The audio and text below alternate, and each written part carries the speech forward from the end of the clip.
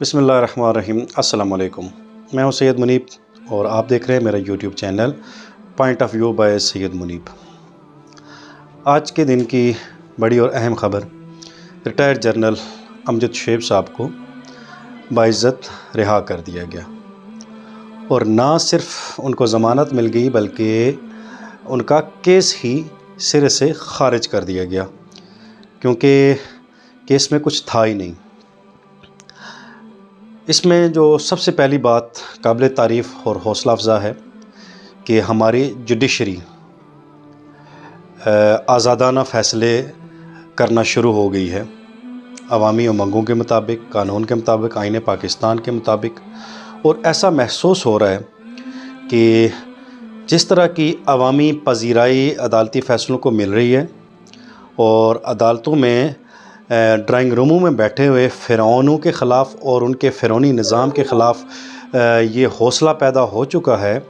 کہ وہ اپنے قانون کے مطابق اور ضمیر کی آواز کے مطابق فیصلہ کریں، نہ کہ لکھے لکھائے فیصلوں کو ماضی کی طرح ڈکٹیشن لے کے پڑھا جائے۔ میں اور میرے جیسے لاکھوں کروڑوں پاکستانی عدالتوں کو یقین دلاتے ہیں کہ آپ ایک دفعہ ہمت کریں،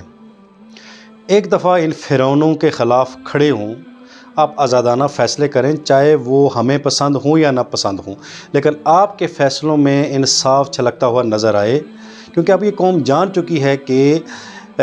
عدالتوں پہ پریشر کہاں سے آتا ہے، ججوں پہ پریشر کہاں سے آتا ہے، اور کون سا مافیا، آئین شکن مافیا 75 سال سے عوامی حقوق غصب کر کے بیٹھا ہوا ایک مافیا بیٹھا ہوا ہے، جو عدالتوں کو بھی جس نے اپنا یرغمال بنایا ہوا ہے۔ تو ہم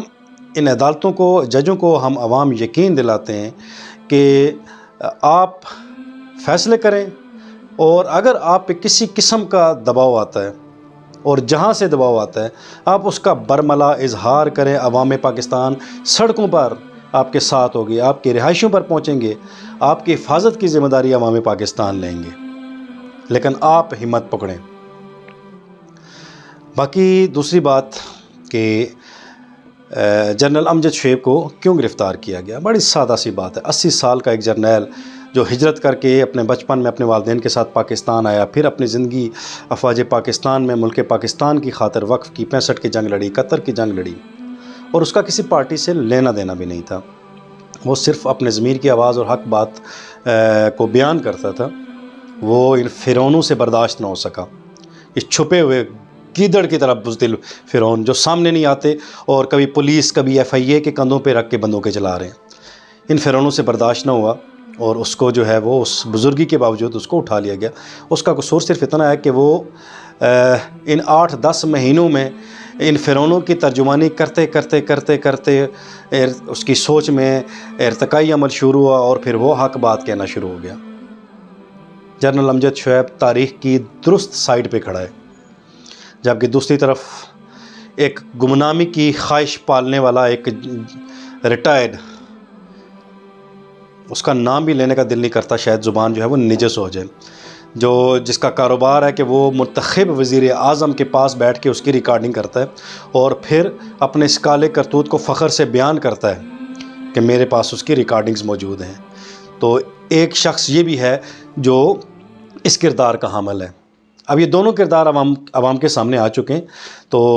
عوام بے شک پاکستان کے عوام پسماندگی کا شکار ہے، غربت کا شکار ہے، لیکن وہ مار کھا کھا کے اس ظلم کی نظام کی چکی میں پس پس کے اور کچھ نہیں سیکھا، تو کم از کم ان میں شعور درست اور صحیح کا کافی حد تک آ چکا ہے، کیونکہ یہ ایک ارتقائی عمل ہے، اور ارتقاء 1-2 دن میں یا چند ہفتوں میں وقوع پذیر نہیں ہوتا، اس میں ٹائم لگتا ہے، اور اس ارتقاء کا پہلا مرحلہ بیداری ہوتا ہے، دوسرا مرحلہ ہوتا ہے اپنے حقوق کی جد و جہد اور اپنے حقوق کے لیے آواز بلند کرنا، اور وہ عوام پاکستان نے شروع کر دی ہے۔ تو یہ آج کی بڑی خبر تھی اور بڑی حوصلہ افزا خبر تھی کہ چند دن کے اندر، 3-4 دن کے اندر ان فرعونوں کی بساط کو جوڈیشری نے الٹ کے رکھ دیا، اور جنرل امجد شعیب صاحب باہر تشریف لے باعزت، اور کیس ردی کی ٹوکری میں پھینک دیا گیا، اور جوتا لگا ان منہ کے اوپر جو کچھ اور پلاننگ کر کے بیٹھے ہوئے تھے۔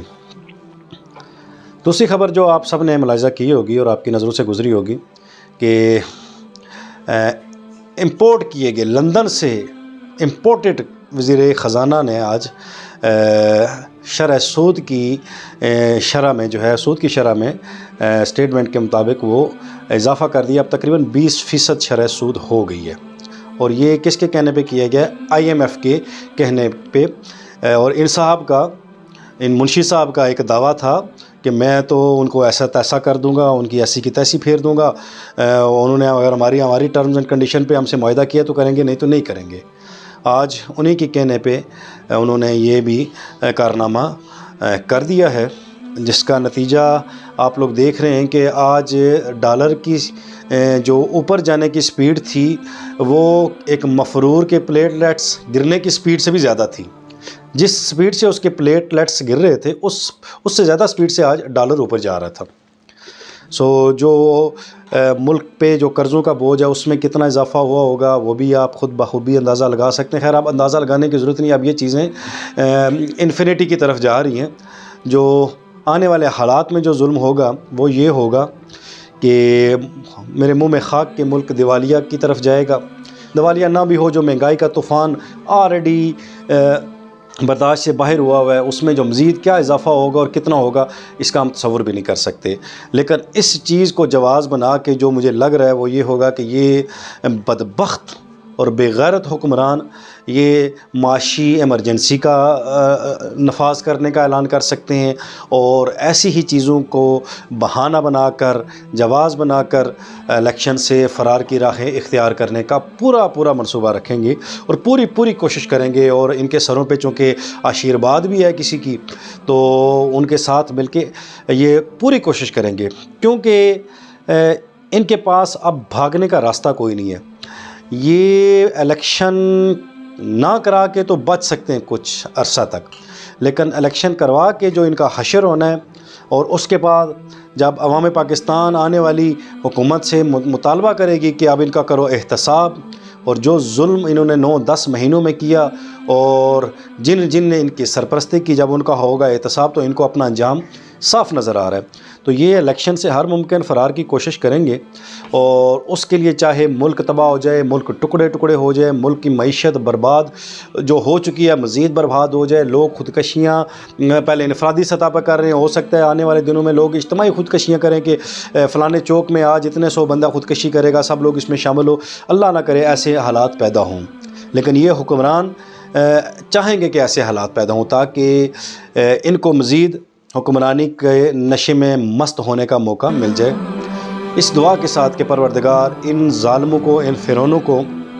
بدترین انجام تک پہنچا، ان پر اپنا عذاب نازل فرما اور ان سے ہماری جان چھڑا، اور پاکستان کو ایسی قیادت اور ایسے لوگ اور ایسا نظام فراہم فرما جس میں ایک عام آدمی کی زندگی آسودہ حال ہو سکے. آج تک کے لیے اتنا ہی، اجازت دیجیے. اللہ حافظ.